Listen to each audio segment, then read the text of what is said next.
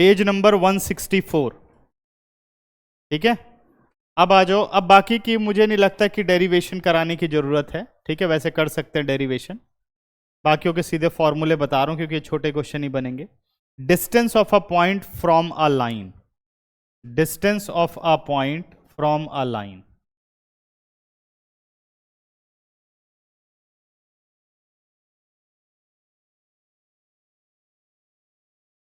Distance of a point from a line.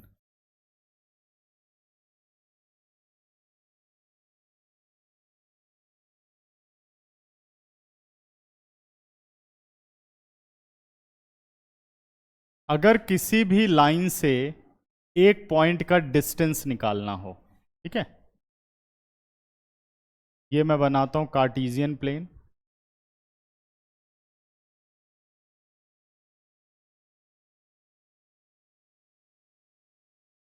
ठीक है, यानी ये हो गया एक्स ओ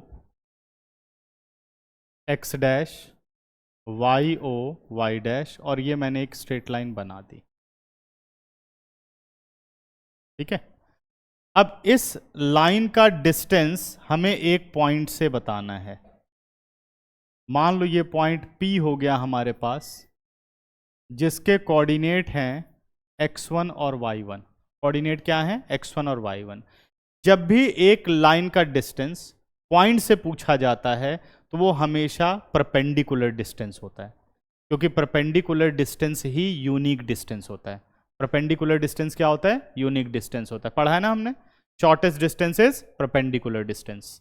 ठीक है ना? तो अब अगर मुझे डिस्टेंस निकालना है तो आपको पॉइंट P से एक परपेंडिकुलर लाइन बनानी होगी। ठीक है ना? तो जो लेंथ PQ की है यही डिस्टेंस है इस लाइन का पॉइंट P से। ठीक है ना? और हमेशा याद रखना है कि जब भी लाइन से डिस्टेंस आपको निकालना है, लाइन की जो इक्वेशन है वो जनरल फॉर्म में होनी चाहिए, ax plus b y plus c is equal to 0। किसी भी फॉर्म से इक्वेशन निकाली गई हो, लेकिन उसे कन्वर्ट किस में करना है? ax plus b y plus c is equal to 0। Convert कर लिया। अब मुझे ये डिस्टेंस d फाइंड आउट करना है। इधर मैं डिस्टेंस लिख देता हूं d। तो इसका बेटा सीधा फॉर्मूला याद रखना है। डेरिवेशन अभी समझा देता हूं कैसे होगी इसकी डेरिवेशन। इसका सीधा फॉर्मूला होता है ax1 plus b y one plus c upon root a square plus b square whole mod. क्योंकि डिस्टेंस कभी नेगेटिव नहीं हो सकता, इसलिए यहां पे हमेशा क्या लगाया जाता है? मॉडुलस लगाया जाता है। फॉर्मूला समझ गए कितना सिंपल है? एक्स वाई की जगह सिर्फ कोऑर्डिनेट को आपको रिप्लेस करना है, और नीचे किससे डिवाइड करना है? Square root of coefficient of x square plus coefficient of y square. बात समझ गए? ठीक है ना? अब इसका अगर हम डेरिवेशन करें बेटा, तो डेरिवेशन कुछ इस तरीके से की जाती है। यहां एक पॉइंट ए हो गया और यहां एक पॉइंट बी हो गया। दो पॉइंट हो गए। चल भाई इतना लेट क्यों? 7:20 हो रहे हैं। हाँ चलो जल्दी चलो, चल फटाफट चल।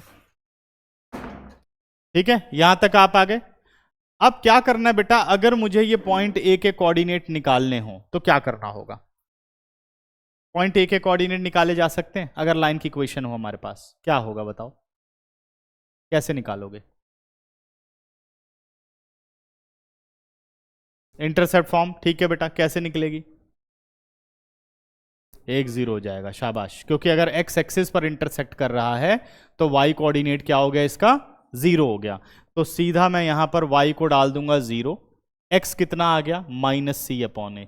यानी अगर मैं इस कोऑर्डिनेट की बात करूं तो ये कोऑर्डिनेट कुछ ऐसा होगा, -c अपॉन ए कॉमा 0। और ये कोऑर्डिनेट क्या होगा बी वाला? बताओ। इसमें x 0 हो जाएगा तो ये हो जाएगा 0 -c बाई बी। हो गया। अब क्या करना है? इसको कर देंगे हम ज्वाइन। ये देखो, तो क्या एक ट्राइंगल बन गई? इस ट्राइंगल के 3 कोऑर्डिनेट है हमारे पास। काफी लंबी डेरिवेशन है इसकी, ए बी और पी। तो ट्राइंगल का एरिया निकाला जा सकता है। कौन सा formula? 1/2 x1 y2 - y3 plus x2 y3 minus y1 plus x3 sorry x2 y3 minus y1 plus x3 y1 minus y2 whole mod. इसका निकल गया एरिया। जब इसका एरिया निकल गया बेटा, एरिया हम ऐसे भी निकाल सकते हैं, हाफ बेस इंटू हाइट। अब दोनों एरिया तो सेम ही रहेंगे, कंपेयर करोगे इसकी लेंथ निकल जाएगी डिस्टेंस फार्मूले से। तो काफ़ी बड़ी डेरिवेशन है, ठीक है ना, जरूरत नहीं है, सीधा फार्मूला याद रख सकते हैं, हो जाएगा। ये डिस्टेंस का, distance of a point from a line, ठीक है। जैसे मान लो हमसे क्वेश्चन करे कि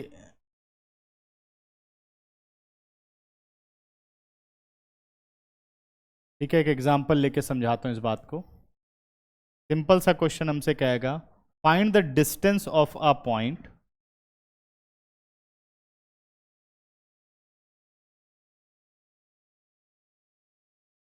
क्वेश्चन बोल रहा है बेटे find the distance of a point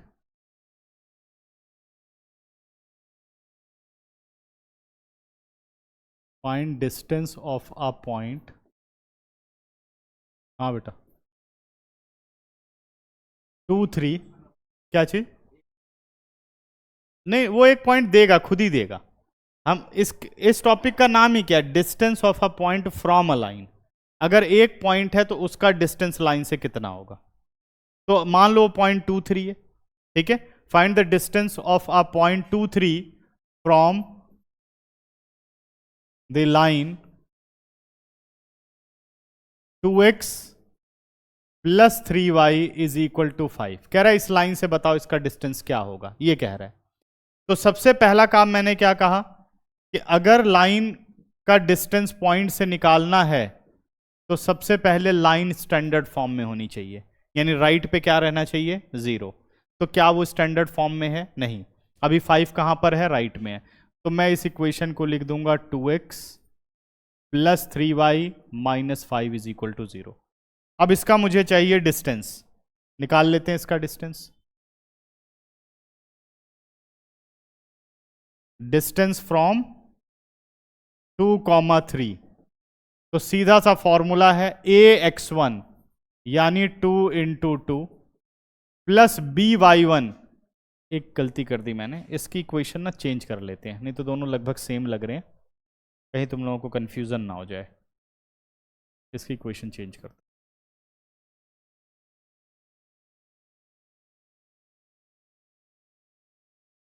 इसकी इक्वेशन कर लेते हैं 3x प्लस 4y और इज इक्वल टू 16 कर लेते हैं, ऐसे कर लेते हैं 3x 4y 16, ठीक है ना। तो अब अगर मैं डिस्टेंस स्टैंडर्ड फॉर्म इसकी चेंज करूं तो इसकी स्टैंडर्ड फॉर्म हो गई 3x plus 4y minus 16 is equal to 0, ठीक है ना। और डिस्टेंस फ्रॉम 2 3 हम मुझे निकालना है।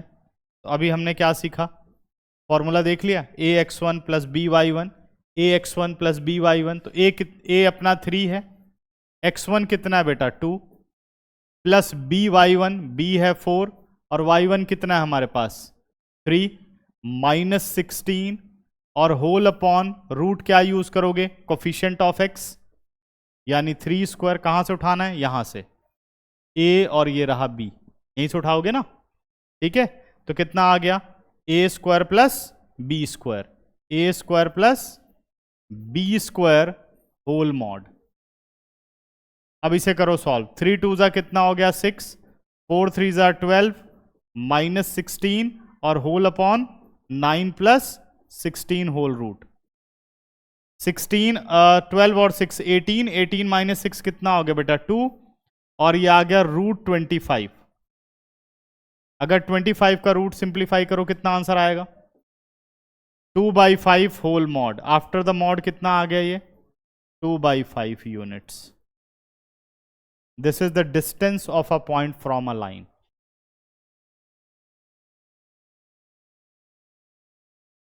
अगला नेक्स्ट आता है बेटा distance between two parallel lines. Distance between two parallel lines.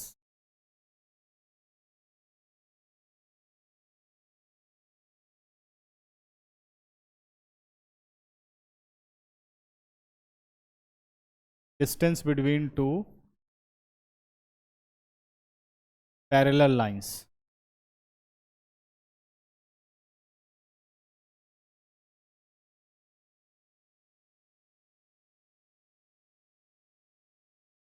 दो पैरेलल लाइन के बीच में हमें डिस्टेंस फाइंड आउट करना है।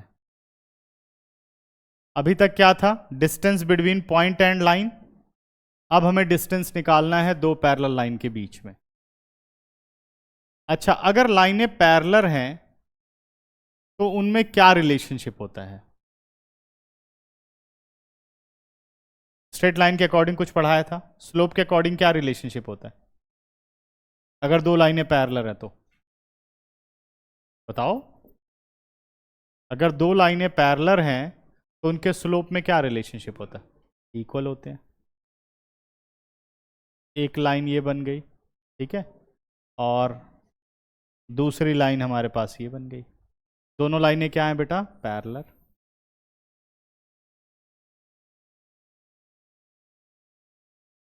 ये हमारे पास हो गई लाइन L1 और ये हो गई लाइन हमारे पास L2, ठीक है ना।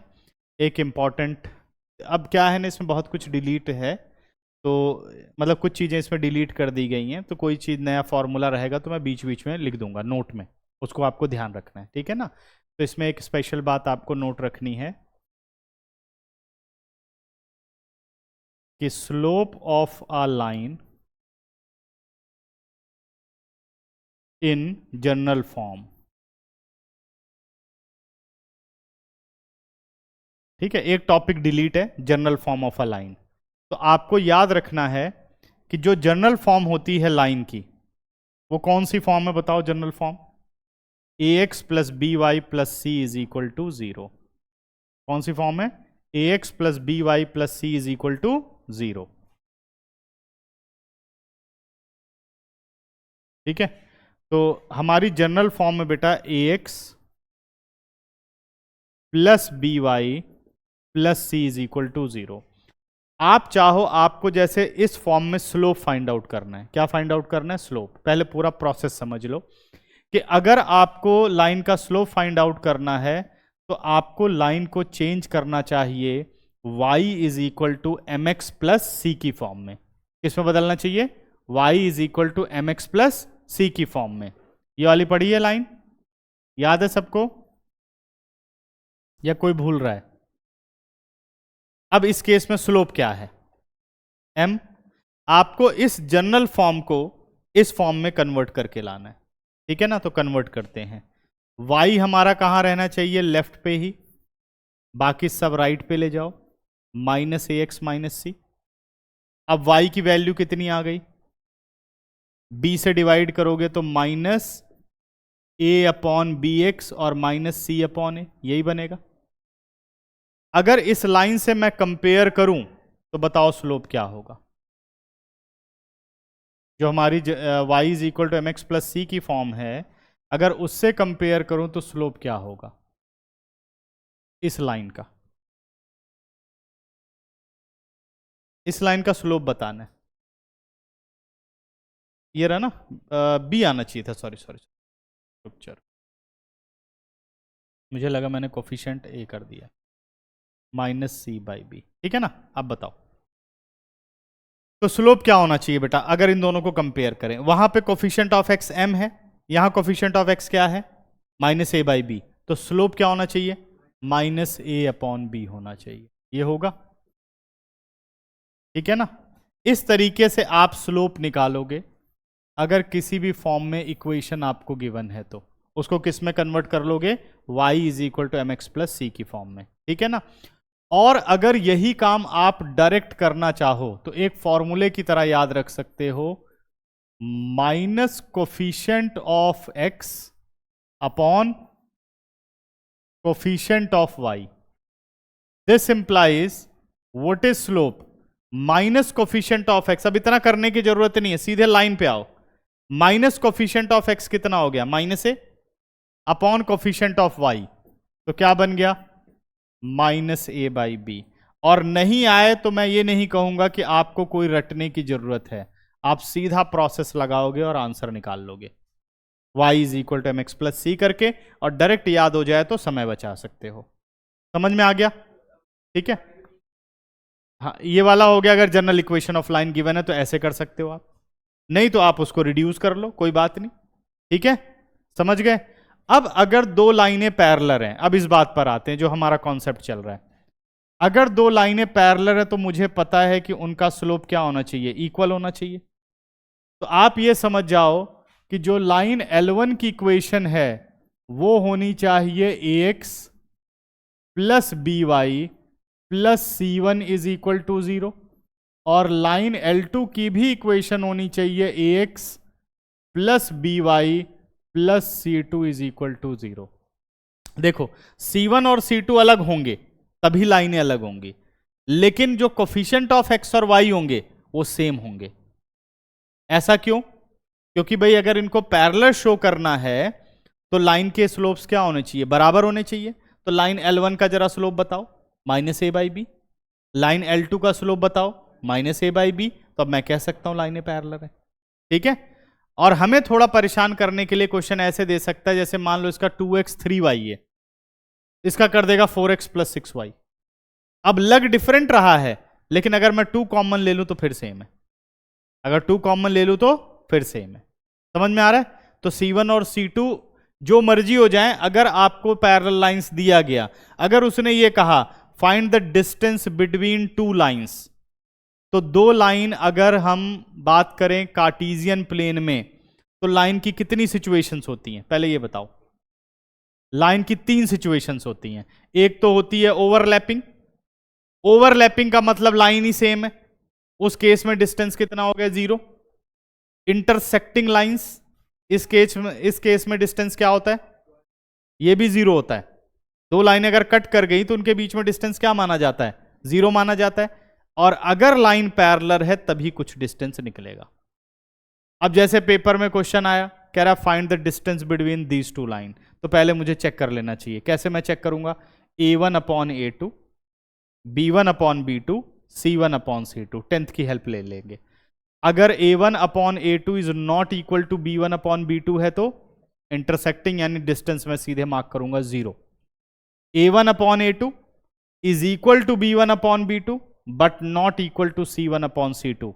अब पैरेलल है यानी अब फॉर्मूले का काम है। तो अब आपको यह देख लेना चाहिए कि क्या दोनों के कोफिशिएंट ऑफ x और y सेम है। नहीं है तो बनाना पड़ेगा, इसमें से क्या कॉमन आ रहा है वो आपको देखना पड़ेगा। बना लिया, a और b सेम ही होने चाहिए। ठीक है ना, बन गए, पैरेलल पता चल गया, सेम बना लिए। अब हम फॉर्मूले पर आ सकते हैं। क्लियर हुआ? उसके बाद नेक्स्ट तीसरा चेक करोगे, A1 upon A2 is equal to B1 upon B2 but not equal to C1 upon C2। Overlapping lines, क्या डिस्टेंस लिखोगे, 0। समझ गए? ठीक है, तो अब अगर बेटा मुझे इन दोनों पैरेलल लाइन के बीच में डिस्टेंस निकालना हो तो कॉन्सेप्ट वही यूज होता है। देखो जैसे मैंने इस पॉइंट को कंसीडर कर लिया, इस पर ये पॉइंट निकाला जा सकता है, एक्स एक्सिस को काट रहा है। इस पॉइंट से सीधा परपेंडिकुलर अगर मैं बनाऊं, ध्यान दो, यहां से मैंने सीधा परपेंडिकुलर बना दिया। अब जो डिस्टेंस इस पॉइंट और इस लाइन के बीच में होगा, क्या वही डिस्टेंस दोनों लाइन के बीच में है? तो ये डेरिवेशन उसी फॉर्मूले से की जा सकती है जो अभी हमने फॉर्मूला किया है। ठीक है, तो लेकिन अभी हम इसका डायरेक्ट फॉर्मूला याद रखेंगे। समझ गए? अब चाहे पॉइंट यहां ले लो, चाहे पॉइंट यहां ले लो, चाहे पॉइंट यहां ले लो, कोई भी इंटरसेक्टिंग पॉइंट आप ले सकते हो। क्लियर हुआ?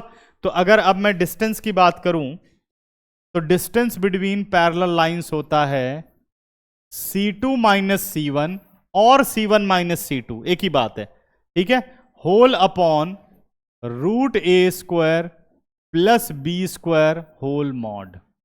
ये इसका बच्चों डिस्टेंस हो गया, डिस्टेंस बिटवीन पैरेलल लाइंस। क्या क्लियर है सबको? ठीक है, अब समझते हैं एक क्वेश्चन, एग्जांपल्स पर आ जाते हैं। पेज नंबर 167 पर आ जाओ। एग्जाम्पल नंबर 9 की बात करते हैं। पहले मैं एग्जाम्पल 10 कर देता हूं, फिर 9 करते हैं। 10th एग्जाम्पल कहता है find the distance between the parallel lines. पहली लाइन लिखी गई 3x minus 4y plus 7 is equal to 0। दूसरी लाइन भी लिखी गई 3x minus 4y plus 5 is equal to 0। ये हो गई लाइन L1 और ये हो गई लाइन L2। दोनों के बीच में मुझे डिस्टेंस निकालना है। सबसे पहले कोफिशिएंट ऑफ x और y को चेक कर लो, सही है, यानी मुझे कुछ नहीं करना अब इसमें। अब क्या क्या हम कंपेयर करें वैल्यूज, तो क्या क्या आएंगी? कैपिटल A कितना हो जाएगा 3, ये पैरेलल लाइंस है, A1 upon A21 B1 upon B21 but not equal to C1 upon C2। ये तो देखते पता चल गया coefficient of x y same, coefficient of x y same, उसमें नॉट इक्वल होते हैं। या तो कोई प्रॉब्लम ही नहीं है तो सेम इक्वेशन समझाइए, C1 C2 अलग अलग होने चाहिए, वो भी सेम हो गए तब गड़बड़ हो गई, तब तो ओवरलैपिंग लाइंस हो जाएंगी, है ना। तो B की वैल्यू कितनी आ गई -4, सही है। अच्छा C1 कितना हो गया 7, C2 कितना हो गया 5। अब डिस्टेंस का फॉर्मूला क्या कहता है, C2 minus C1 upon root. क्या सबको बात समझ में आ रही है? अब इसके अकॉर्डिंग अगर मैं चलूं तो क्या बनेगा हमारा डिस्टेंस, तो D is equal to C2 minus C1 5 minus 7 upon square root of 3 square plus -4 square whole root whole mod.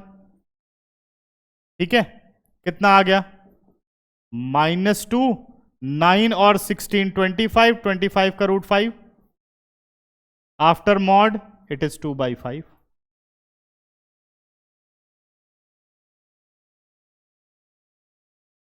Units clear हुआ? मुश्किल था, हो गया खत्म। ठीक है, एग्जाम्पल नंबर 9 देखो। Find the distance of the point 3 - 5 from the line 3x - 4y - 26 is equal to 0। ये कर लोगे, ये मैंने भी ऐसे एग्जाम्पल कुछ लिया था।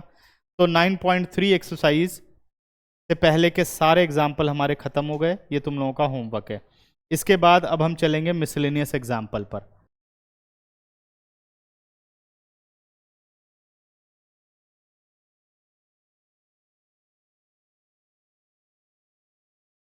Example number 11।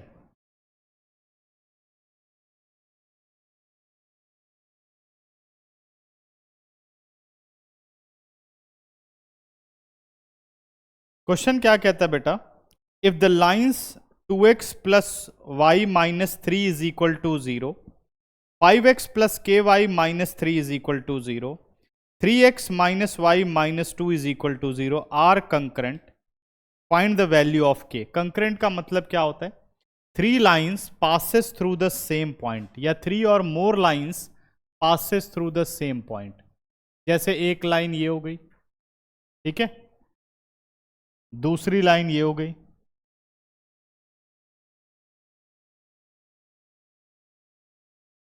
और तीसरी लाइन ये हो गई। अगर 3 या 3 से ज्यादा लाइनें सेम पॉइंट से पास करती हैं तो उन्हें बोलते हैं concurrent lines. Line L1, line L2 और लाइन L3 तीनों एक पॉइंट P से पास कर रही हैं, सही है। अब तीनों लाइन की इक्वेशन दी गई है। पहली लाइन की इक्वेशन है हमारे पास 2x plus y minus 3 is equal to 0। Line 2 की इक्वेशन है 5x plus k y minus 3 is equal to 0, और लाइन L3 की इक्वेशन है 3x minus y minus 2 is equal to 0। ये हमें इक्वेशंस गिवन है। कह रहा बताओ k की क्या वैल्यू होगी अगर ये लाइंस क्या हैं, ये लाइंस हैं कंकरेंट लाइंस। ठीक है, तो इसका मतलब जो P पॉइंट है कोऑर्डिनेट इस लाइन की इक्वेशन को सेटिस्फाई करेगा अगर रख दिया जाए तो, L3 की इक्वेशन को भी सेटिस्फाई करेगा और L1 की इक्वेशन को भी सेटिस्फाई करेगा। लेकिन अब ये पॉइंट P हमें नहीं पता है, तो ध्यान से देखो, लाइन L1 के अंदर, ये जो लाइन L1 है इसके अंदर x और y सिर्फ है, k नहीं है। लाइन L3 में भी यही है, अगर इन दोनों इक्वेशन को सॉल्व करके जो x और y की वैल्यू निकलेगी, क्या वही पॉइंट P होगा? सही है ना? करेक्ट है। इक्वेशन नंबर 1, इक्वेशन नंबर 2 और ये हो गई इक्वेशन नंबर 3। तो हम सीधे करते हैं bye solving first and second, by solving first and third, sorry first and third. तो फर्स्ट इक्वेशन है अपने पास 2x प्लस वाई, तो इसमें कोई कोफिशिएंट कंपेयर करने की जरूरत ही नहीं है क्योंकि y और y दोनों में सेम कोफिशिएंट रखते हैं। ये तो सबको आता ही होगा ना सॉल्व करना एलिमिनेशन मेथड से। तो देखो प्लस वाई माइनस वाई 0 हो गया, 3 प्लस 2 कितना हो गया 5x, 3 और 2 5, x कितना आ गया बेटा 5/5, x इज इक्वल टू 1। ठीक है, नेक्स्ट y की वैल्यू निकाल लेते हैं। y की वैल्यू निकालें तो put x in equation 1, put x in equation number 1, first में रख दूं तो कितना हो गया 2 into 1 plus y minus 3 is equal to 0, minus 3 is equal to 0। तो 2 plus y minus 3 0, this implies y is equal to 1। आ रहा है?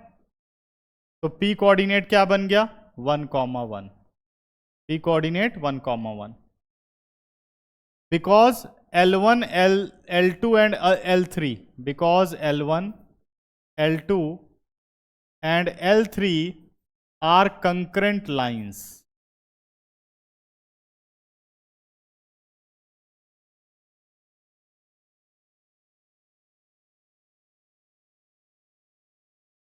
Therefore, P lies on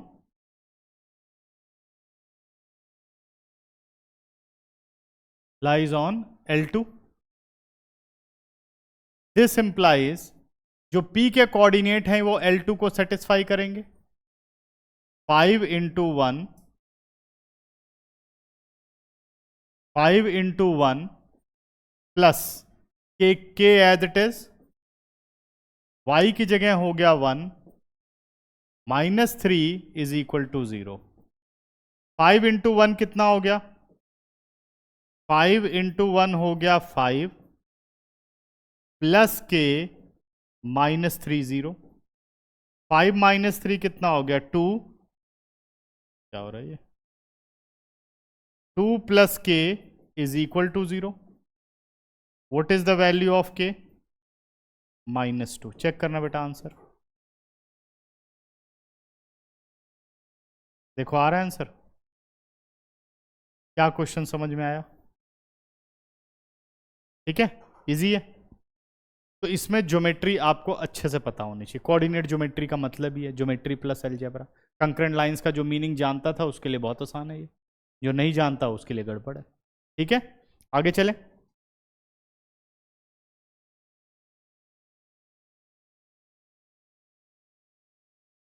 अब नेक्स्ट करते हैं। अगला क्वेश्चन मोस्ट इंपॉर्टेंट क्वेश्चन है। ठीक है, एग्जाम्पल नंबर 12।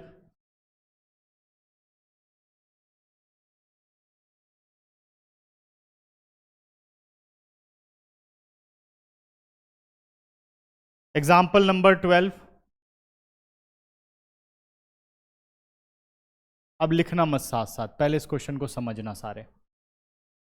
कह रहा find the distance of the line, find the distance of the line 4x minus y is equal to 0 from the point P41 measured along the line making an angle of 135 degree with positive x-axis।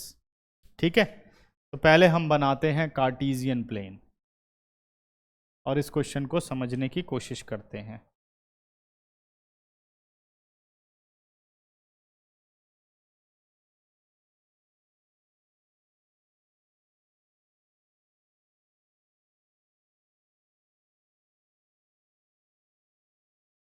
ठीक है, तब बिल्कुल book पे ध्यान लगाओ। एक बार फिर मैं पढ़ता हूं इसको।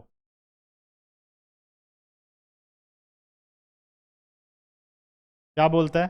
Find the distance of a point from a line, find the distance of a point from a line 4x minus Y.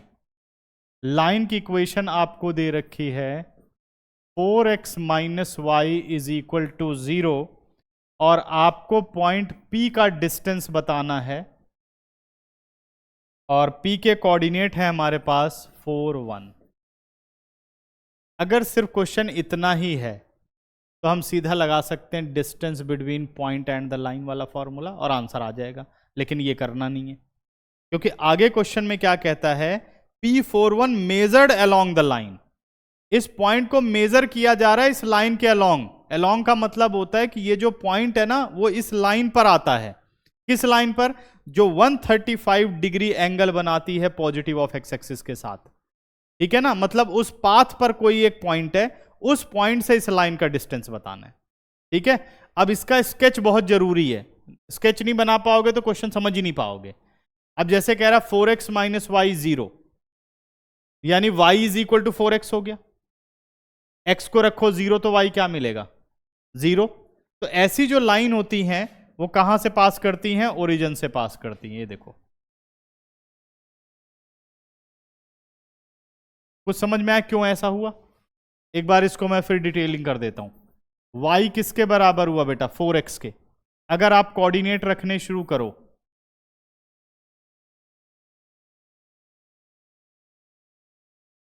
ठीक है, अगर आप यहां पर कोऑर्डिनेट रखो, सपोज मैंने ले लिया x और ये y। x रखा 0 तो y 0, x रखा 1 तो y कितना हो गया? 4, x रखा -1 तो y कितना हो गया? -4। क्या कुछ पॉइंट ऐसे ही जाएगा? नेगेटिव पे नेगेटिव है, पॉजिटिव पे पॉजिटिव है, तो यानी फर्स्ट क्वाड्रेंट और कौन सा हुआ? Third quadrant. ये याद रखने के अगर प्लस कुछ नहीं है x और y के अलावा तो हमेशा लाइन ओरिजिन से जाएगी। ओरिजिन से गई। अब एक लाइन 135 डिग्री का एंगल बना रही है। एक लाइन कितना बना रही है?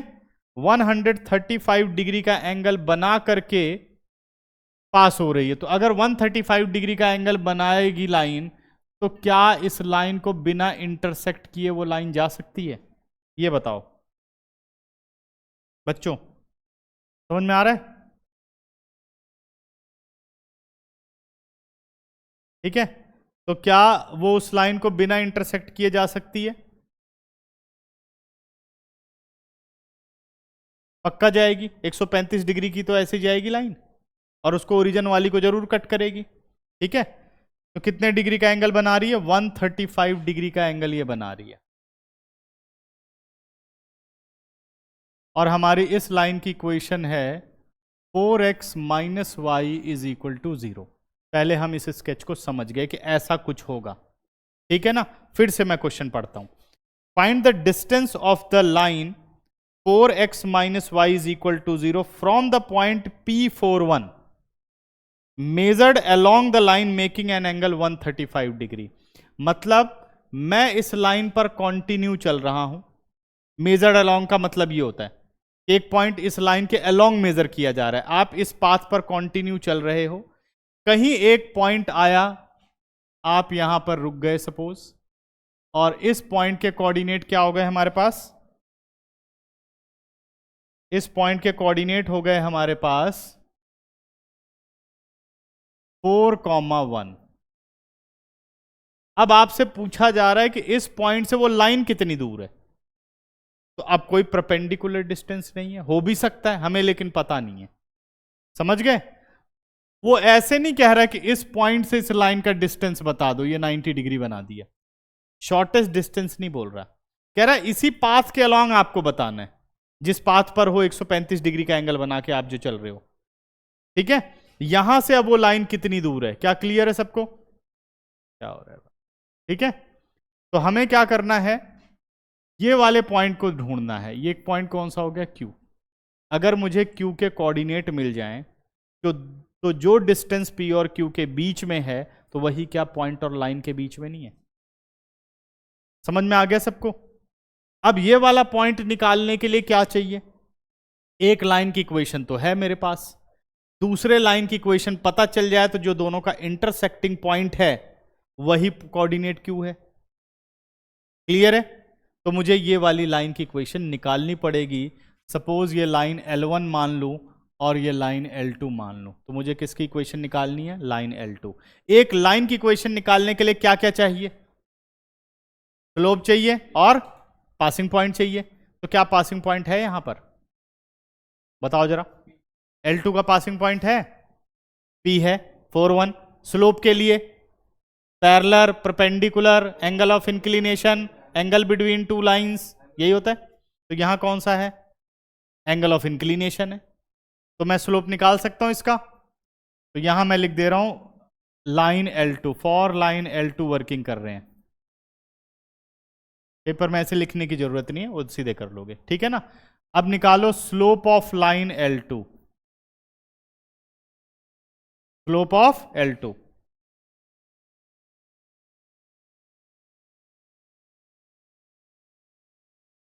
कितना निकलेगा?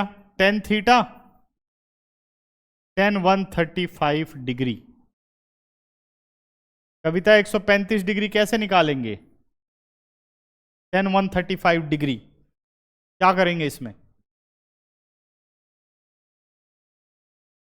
90 प्लस 45, ठीक है। तो ये हमारे पास हो गया tan 90 प्लस 45 डिग्री। कौन सा क्वाड्रेंट आ गया?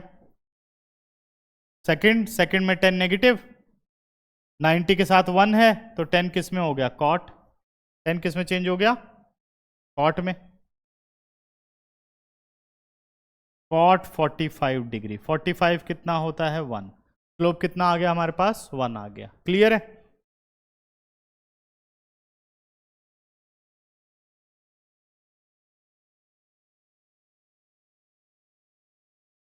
अब अगर स्लोप -1 आ गया तो इक्वेशन ऑफ लाइन L2 निकाल लेते हैं। इक्वेशन ऑफ L2 क्या फॉर्मूला? y माइनस y1 यानी -1, m -1 x minus x1। Clear है बेटा?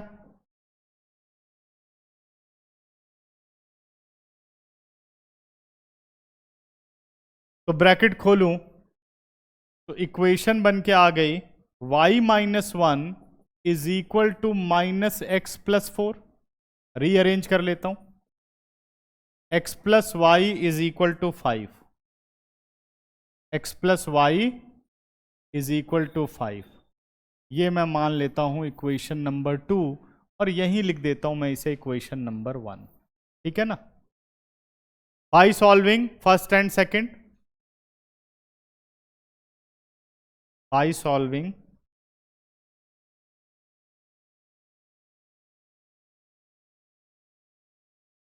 फर्स्ट एंड सेकंड, पहली इक्वेशन है 4x minus y is equal to 0 और दूसरी इक्वेशन है हमारे पास x plus y is equal to 5। y और y चला गया, 4x और x कितना हो गया? y और y कैंसिल आउट, 4x और x हो गया हमारा 5x, 0 प्लस 5 5, x कितना आ गया बेटा? 1। करेक्ट है। अब x को पुट कर देता हूं, y निकाल लेता हूं। ठीक है, x को पुट कर देता हूं और y निकाल लेता हूं। तो y की वैल्यू कितनी आ जाएगी? y सीधा 4 आ गया। चलेगा?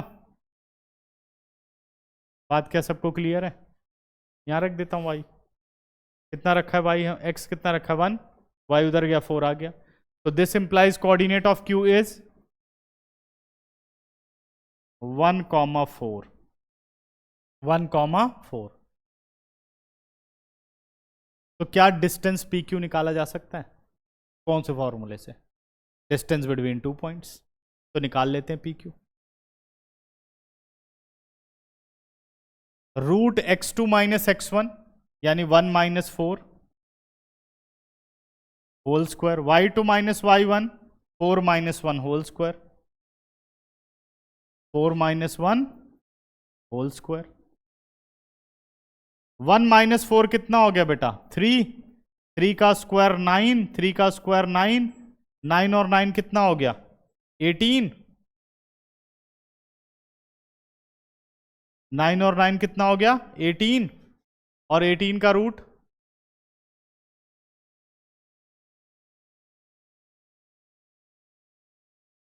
9 और 9 हमारे पास आ गया 18। 18 का रूट होता है 3√2 यूनिट। क्या सही आंसर है?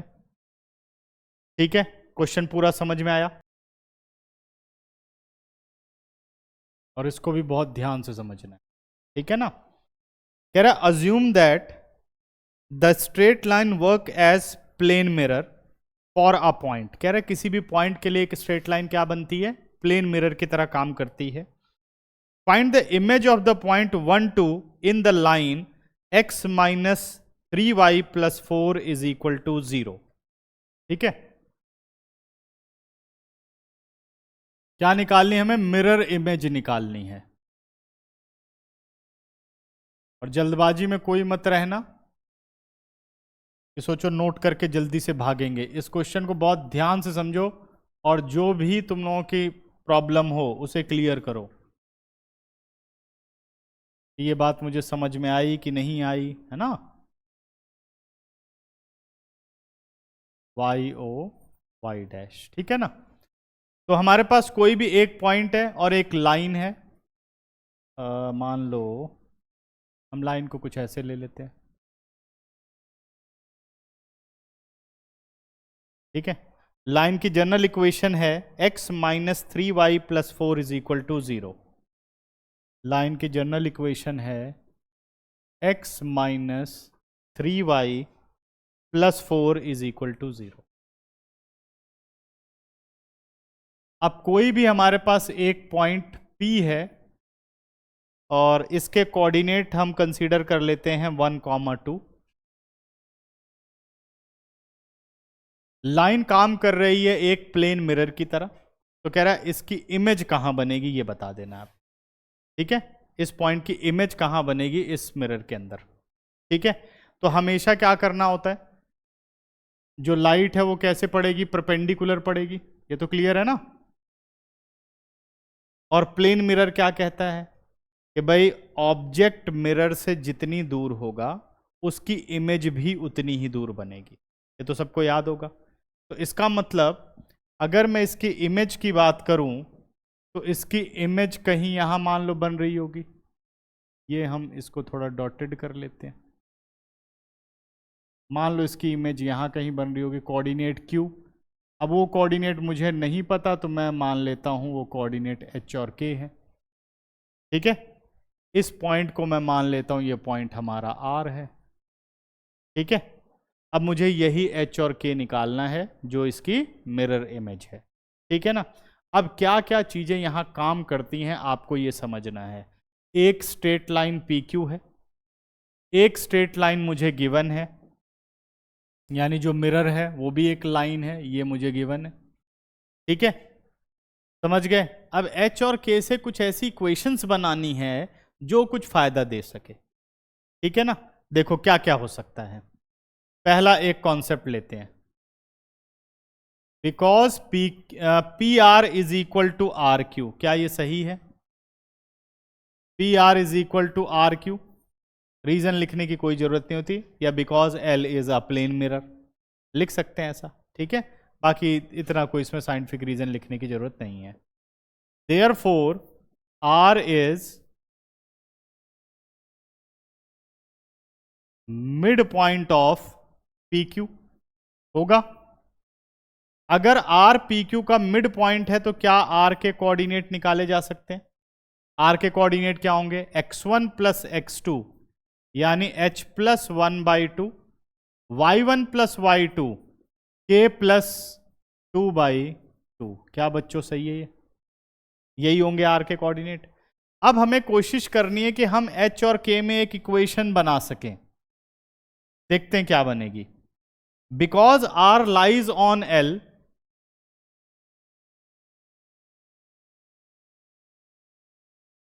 आर पॉइंट एल पर आर है, therefore this coordinate satisfy the equation. R के कोऑर्डिनेट निकल चुके हैं ना, और आर इस लाइन पे आ रहा है, तो इसका मतलब आर के जो एक्स और वाई है वो इस एक्स और वाई में रखने पर इक्वेशन को सही करेंगे। तो रख सकते हैं, एक्स की जगह क्या आ गया, एच प्लस 1/2 -3, वाई की पोजीशन पर क्या आ गया, के प्लस 2/2 और +4 इज इक्वल टू 0। अब बेटा अगर 2 एलसीएम ले लूं तो क्या बन जाएगा, h + 1 -3k -6 + 8 और 2 × 0 0 हो गया। इक्वेशन क्या बन गई, h -3k 8 और 1 9 -6 कितना हो गया, +3 इज इक्वल टू 0। 3 को लेके चले जाते हैं राइट पर, h -3k is equal to -3। अब क्योंकि ये लीनियर इक्वेशन बन गई तो एक और लीनियर इक्वेशन बनानी पड़ेगी। कैसे बन सकती है, सोचो और क्या यहां पे हो सकता है। वेरी गुड, परपेंडिकुलर है तो स्लोप की बात कही जा सकती है। तो फाइंड आउट कर लेते हैं स्लोप ऑफ पी क्यू, निकालूं क्या होगा slope of P Q, y2 - y1 यानी k -2 अपॉन x2 - x1 यानी h -1, स्लोप आ गया। अब लाइन L का भी स्लोप निकालना पड़ेगा क्योंकि दोनों परपेंडिकुलर हैं। तो स्लोप ऑफ लाइन L कितना होगा बेटा, जनरल इक्वेशन है minus coefficient of x upon coefficient of y। वो तो बाद में करेंगे ना, वो निकलेगा नहीं, उसका स्लोप निकल सकता है, उससे हम रिलेशन बनाएंगे। तो कितना आ गया, coefficient of x upon coefficient of y, इसलिए मैंने वो सिखाया था जनरल इक्वेशन, बहुत जगह यूज होगी। तो सीधा 1/3 आ गया। Because P Q is perpendicular to line L,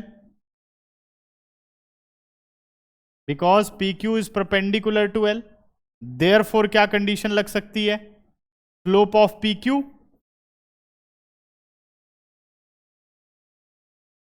into slope of L is equal to -1। ये कंडीशन लगेगी। क्या सब कुछ सही चल रहा है बच्चों, ठीक है ना। ज्योमेट्री और अलजेब्रा देख रहे हो कैसे चल रही है, बस जितनी अच्छी ज्योमेट्री होगी उतना बढ़िया कोऑर्डिनेट ज्योमेट्री होगी। आगे चलते हैं। अब ये तो हो गया। अब स्लोप ऑफ पी क्यू कितना है, k -2 अपॉन h -1 मल्टीप्लाई किससे हो रहा है, 1/3 इज इक्वल टू -1। क्या यहां से इक्वेशन बनाई जा सकती है, अब कर दो cross multiply, k -2 is equal to -3h + 3। सबको समझ में आ गया, -3h को ले आए लेफ्ट पर, +3h + k is equal to 5, equation number 2, ठीक है ना। अब क्या फर्स्ट और सेकंड को सॉल्व कर लूं तो h और k की वैल्यू निकल जाएगी, ठीक है। तो फर्स्ट को किससे मल्टीप्लाई करना पड़ेगा, मैं h को वो करता हूं या k को हटा लेते हैं। First is multiply by 1 and second multiply by 3। तो 1 से किया तो ये आ गया h -3k is equal to -3, और 3 से किया तो 9h + 3k is equal to 15। देखो क्या क्या जा रहा है, 3k और 3k गया, बचा क्या, 10h is equal to 12। h कितना आ गया, 12/10, यानी h कितना आ गया, 2 6 12,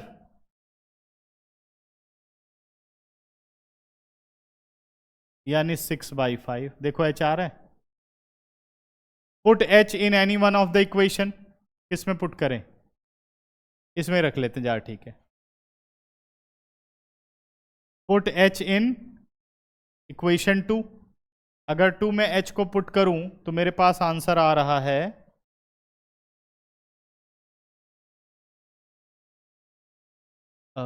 h को 6/5 यानी 18/5 plus k is equal to 5। k आ गया 5 माइनस 18/5, 25 माइनस 18 7/5। तो this implies coordinate of q is